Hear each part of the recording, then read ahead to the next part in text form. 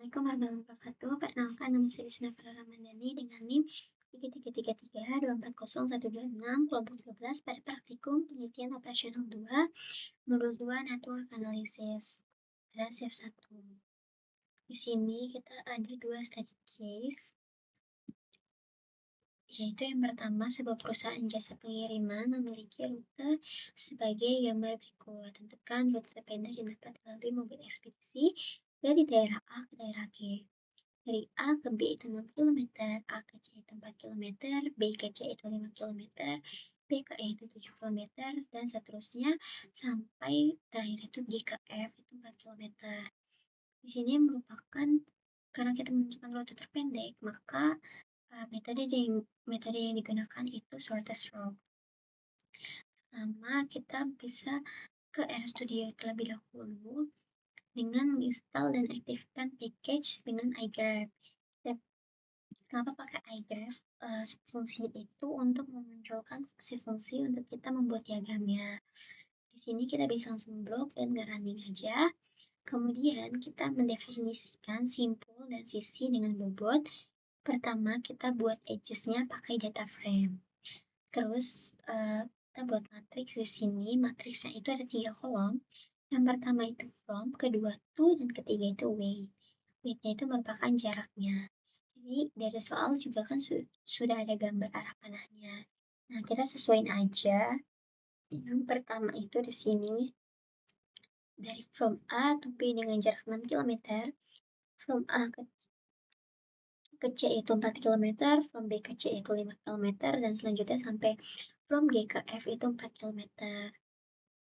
Lalu selanjutnya membuat graf terarah dan bobot dengan graph from data frame, edges directed sama dengan true. Kenapa true?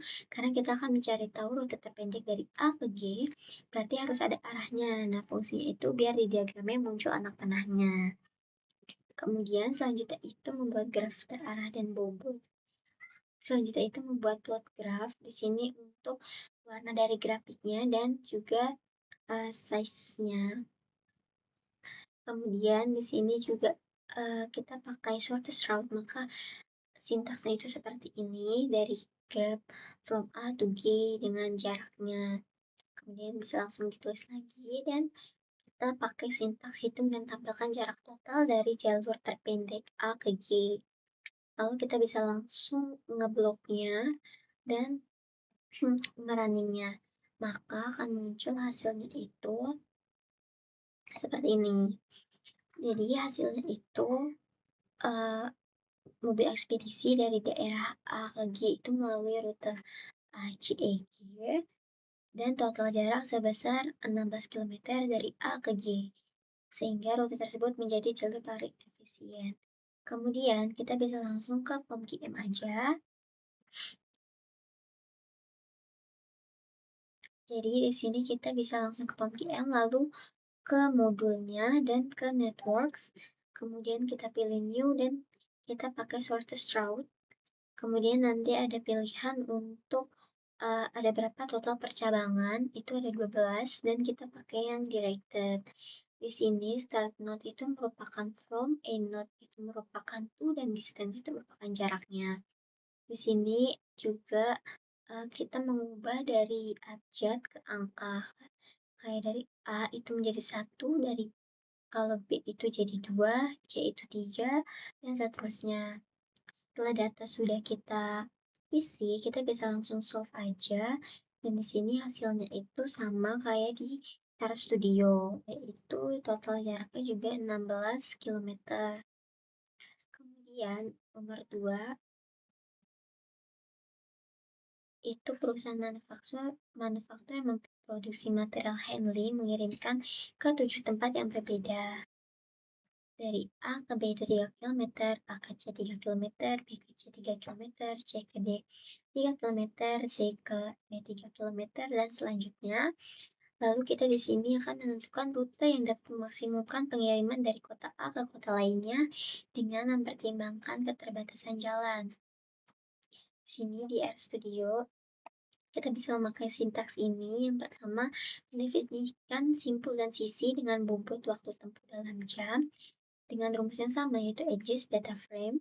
dengan matriks from to weight 3 kolom, dari from yaitu A ke B 3 kilometer, terus from ke A to C itu 3 kilometer juga, from B to C dengan jarak 3 kilometer, from B to E itu dengan jarak 10 kilometer, dan seterusnya sampai F ke G itu 5 kilometer. Kemudian kita juga membuat grafik berbobot, yaitu dengan graph from data frame, edges-nya directed sama dengan false. Kemudian untuk membuat grafiknya itu, untuk visualisasinya juga bisa pakai warna yang berbeda atau apapun itu, dengan size-nya juga itu sesuai ketentuan aja. Kemudian untuk hitung minimum spinning tree, kita bisa pakai sintaks MIT atau minimum spinning tree dengan graph algoritma sama dengan prim.